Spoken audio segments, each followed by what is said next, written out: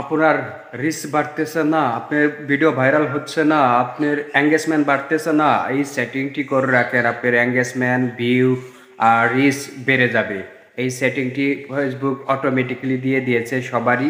যারা যারা এই মেসেজটি পেয়েছেন তারা এই সেটিংটি করে নেবেন।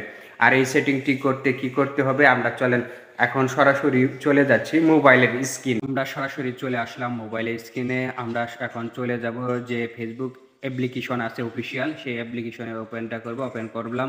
ওপেন করার পর আপনাকে যা কাজটি করতে হবে, আপনি হয়তো ফেসবুক পেজ বা আপনার ফেসবুক প্রোফাইল দুটাও হতে পারে। আপনারা চলে যাবেন, এই যে কানিতে থ্রি ডট অপশন আছে, এই থ্রি ডট অপশন আছে বা আপনার প্রোফাইলের বা আপনার পেজের আইকন আছে, আইকনটিতে উপরে ক্লিক করে দেবেন। ক্লিক করে দেওয়ার পর নিচের দিকে দেখবেন প্রফেশনাল ড্যাশবোর্ডে ক্লিক করে দিবেন। ক্লিক করে দিবেন, দেখবেন নেক্সট সেট আপ, এই যে এই অপশনটিতে দেখেন আমার একটা মেসেজ চলে আসছে নিচে, automatically reshare your reels to your store.